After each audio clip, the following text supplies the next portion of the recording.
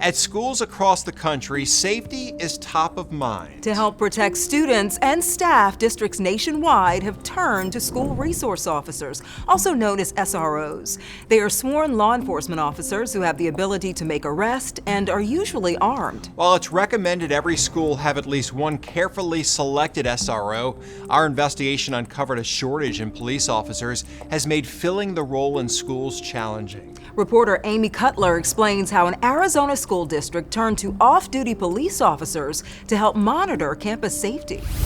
What is happening at the high school? Somebody's shooting at her school. Chaos at Central High School in Phoenix. More than 1,000 students and staff running for their lives following reports of an active shooter on campus. Everybody was just running.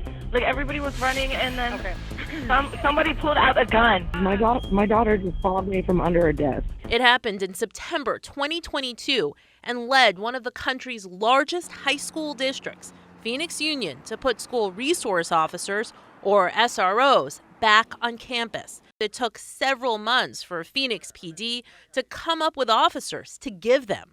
We've heard from, various departments that they just don't have the staffing to provide these SROs. Yeah, that's a real problem.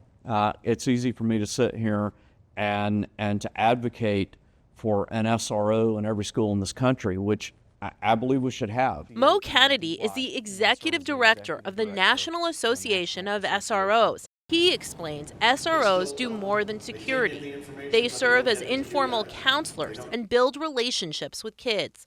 But this shortage has impacts. It's meant some SROs in our state have to cover more than one school. Do you believe that they can be effective in that situation? Well, it's better than no SRO at all, but it is very difficult to be effective when you're having to move around to different schools. Craig Avery, an SRO at South Valley Junior High in Gilbert, knows that all too well. When he started in that position 8 years ago, he was assigned to 3 junior highs and 30 elementary and charter schools. It's just good to be able to be with a specific set of admin, a specific set of board directors and faculty to kind of focus my efforts and not be spread so thin. What do you see the value of an SRO in a school? Way beyond just the safety of the school, being able to educate these kids. To combat the shortage, state lawmakers approved the use of off-duty police officers. These SSOs could be at a school 1 or 2 days a week and don't have as much training as SROs. The state tells us it started the 2024 school year with 301 SROs total, up from 214 from the year before.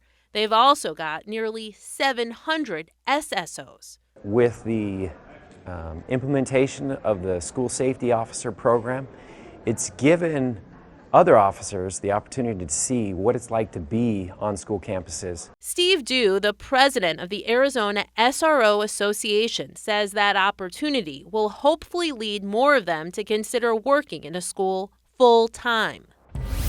A key difference between SROs and SSOs, the training. While requirements vary by state, SROs go through the same academy training as patrol officers, but they also go through additional training programs, often 40 hours or longer, to equip them with the skills to work in a school environment. The National Association of School Resource Officers also reports a majority of SROs are employed by police departments and sheriff's offices. SSOs can be considered a trained law enforcement officer, but when in a school setting, they act more like a security guard. They often work for the school division to enforce school policy.